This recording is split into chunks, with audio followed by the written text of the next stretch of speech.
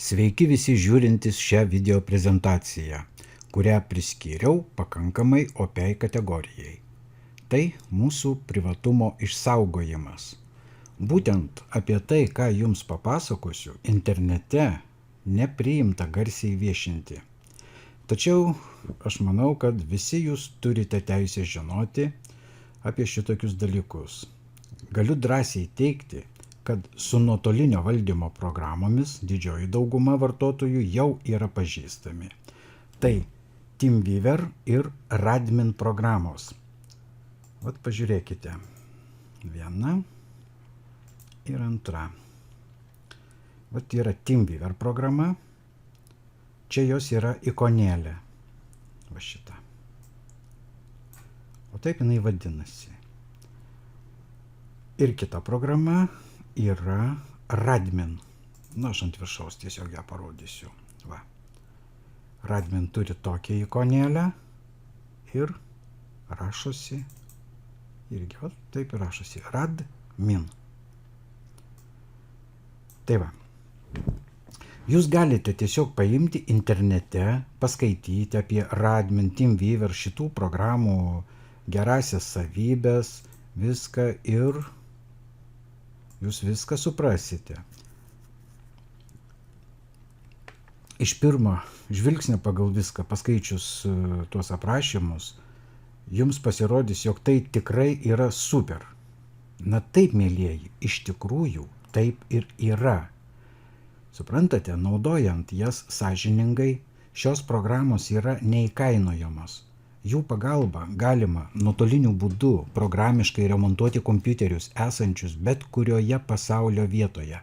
Nesvarbu, ar už tam tikrą mokestį, ar grinai draugiškais sumetimais. Bet, kaip suprantate, yra dėja. Visas progresyvias technologijas galima pritaikyti ir pakankamai savanaudiškiams tikslams.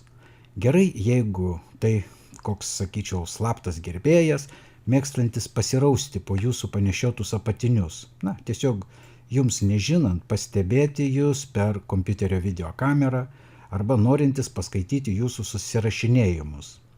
Beje, tai vyksta realiu laiku, jums nežinant. O įsivaizduokit, jūs susirašinėjate, o tas gerbėjas pritapęs ir į jūsų kompiuterį įdiegęs tokią programą, sėdėdamas savo namuose, mato visus jūsų atliekamus veiksmus. Tiek paštą korespondenciją jisai sėkmingai skaito. Ir ne tik jums atliekant tuos veiksmus, bet jisai pats turi prieigą, jisai pats gali valdyti jūsų kompiuterį, atidarinėti direktorijas. Jeigu kažkas iš jūsų yra susidūrę su tokiu efektu, sėdite, žiūrite į savo kompiuterį ir nesuvokėte, kodėl pelė šokinėja, kodėl langai atsidarinėja. Tai va, čia yra 99,99%, kad jūs per atstumą kažkas valdo. Na, o dabar įsivaizduokite dar ir blogesnę situaciją. O jeigu tai visai negerbėjas, o koksai aferistas, pavyzdžiui, naudojantis internetinę bankininkystę, vedate prisijungimo kodus, slaptažodžius ir juos kažkas mato ir per kažkurį laiką surenka visą jūsų tą slaptažodžių kortelės šifrą, visus tos skaičiukus. Aš manau, kad toliau tęsti jau prasmės nebėra. Jūs įsivaizduojate, kuom tai kvepia. Jūs kokį rytą prisijungiate prie savo banko sąskaitos, o jinai tuščia. Tai vat, jūs to tiesiog net nežinodami atiduodate slaptus duomenis tam piktavaliui. Suprantat, mano misija neįvaryti jums kažkokį siaubą, o realiai parodyti, kaip savo jėgomis galite nustatyti, ar esate sekami ir valdomi per atstumą, ar ne. Todėl, kad, suprantat, pačių priemonių, tokių programų įdiegimų į jūsų kompiuterį piktavalis iš tikrųjų turi begalės. Nėra nei vienas vartotojas apsaugotas ir kad neitų jūsų pasiekti. Bet kurį kompiuterį eina pasiekti ir į jį įdiegti tam tikrą programinę įrangą. Nuo to momento jūs ir tampate auka. Taigi, mielieji, pakartokite dabar tokius veiksmus, kuriuos aš jums parodysiu, ir jūsų įtarimai bus tiesiog arba patvirtinti, arba paneigti. O tą žinoti aš sakyčiau, kad iš tikrųjų reikia. Taigi, pirmas veiksmas. Jūs turite pažiūrėti, kokios programos startuoja kartu su operacinė sistema. Ką tai reiškia? Vat, pradedantieji vartotojai gali nelabai dar susigaudyti tose terminuose, viską tai dabar biškiai išsiplėsiu. Kada jūs įjungiate kompiuterį, startuoja pati operacinė sistema, pasileidžia Windowsai. Bet maža to, po Windowsų starto automatiškai pasileidžia tam tikros programos, kurios buvo nustatytos tam pasileidimui. Tai va, būtent tokio pobūdžio nuotolinio valdymo programos, kurios yra sukonfigūruotos automatiniam pasileidimui, jau jos tampa potencialiai pavojingomis. Ir čia jau reikia suklusti ir jas iš to autostarto išjunginėti. Tai vat ir dar vieną dalyką jūs turite suprasti. Nebijoti reikia šitų programų. Jų bijoti nereikia, nes normaliuose, sąžiningose rankose, tai aš sakau, tai yra aukso vertės produktai. Bet vat paprasčiausiai, jeigu tik tai tie produktai patenka nesąžiningiams tokiems draugeliams, tada jie, aišku, gali pridaryti daug bėdos. Taigi, koks veiksmas būtų pažiūrėti tą vadinamąjį autostartą? Na, pirmas veiksmas, kaip ir visada, vat, čia žiūrėkite prie laikroduką. Čia pas mane va dabar yra 10 Windowsai, aš jums parodysiu dar ir 7. Va čia yra toksai vat rodiklytė, vat į viršų, va matot, va, vedžioju pelike. Paspaudžiam ant šito kairiuoju pelės mygtuku ir čia vat tarp šitų ikonėlių žiūrime, ar buvo vat analogiški vat tokie ikoniukai. Arba va TeamViewerio ženkliukas va šitoks, arba Radmino. Ir dar jeigu jūs neįsitikinę, tai dar žiūrėkite, kaip galima pažiūrėti. O daleiskim bet kurį ženkliuką, vat užvedi pelę, tik užvedus, dar iššoka geltona tokia lentelė ir dar pakartoja tos programos pavadinimą. Va mato, čia NVIDIA driveriai, čia yra AVG, čia antivirusinė AVG. Tai va. Tai būtų pirmas variantas, kaip būtų galima pažiūrėti. Dabar aš jums parodysiu dar ir 7 Windowsuose. Čia kaip tik mano serveris dirba ant 7 Windowsų, todėl irgi čiut skiriasi kitoks ženkliukas. Matot, ten ant 10 buvo jau tokia rodiklytė padidinta, o va 7 Windowsai turi tokį mažą va dantuką, va toksai trikampiukas. Taip pat jį va paspaudus atsiranda tie patys ženkliukai. Ir te reikia ant to ženkliuko va užvesti kursorių pelės ir iššoka papildoma lentelė, būtent dar padidina ir parašo, kas tai yra per programa. Tai vat, jeigu čia prie laikroduko, nesvarbu kokią jūs operacinę sistemą naudojatės, rasite TeamViewer arba Radmin programas startavusias, va čia bus jų ženkliukai. Vadinasi, 100%, kad piktavalis yra šitą reikalą jau sukonfigūravęs savo kėslams. Belieka dabar išjungti pačias tas programas iš autostarto. Nu, su išjungimu yra, aš pabandysiu parodyti, arba reikia naudoti specializuotas programėlės, arba per kontekstinį meniu. Dabar žiūrėkite, pabandykim tada šitaip mes padaryti. Dabar aš patrauksiu įrašo. Dabar nelabai patrauksiu. Dabar man neina patraukti. Blogai. Kaip čia padarius? Taip.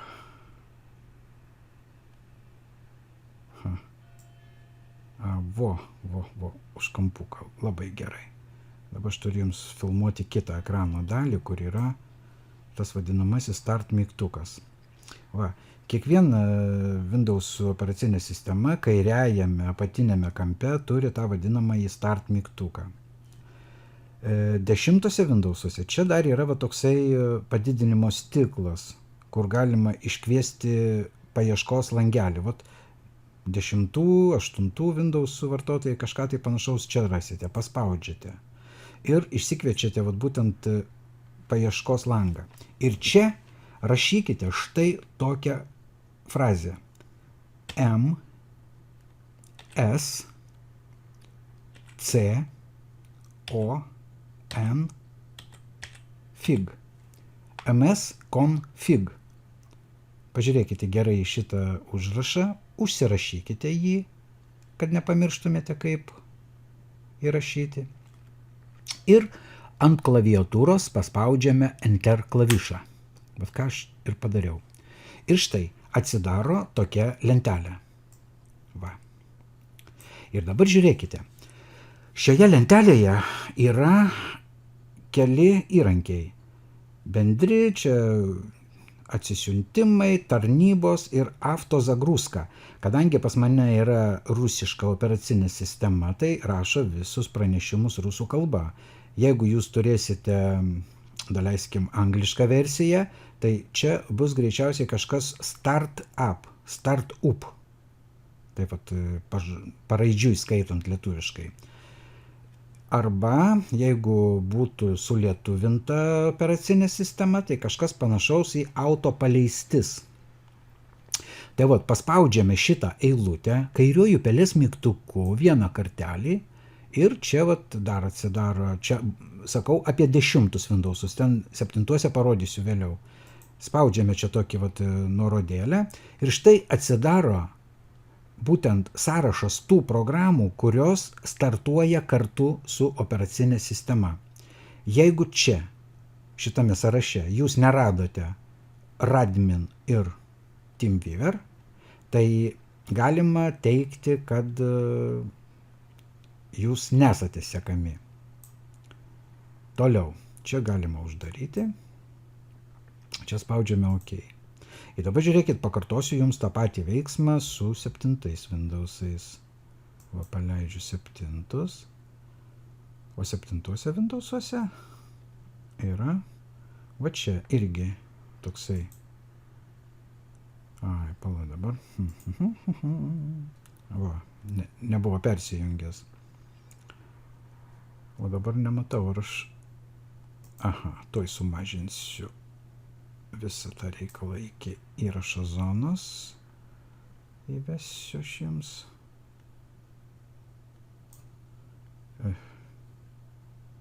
Oi, koksai jisai negeras. O, nuleiskime ją pačią. Va, žiūrėkite.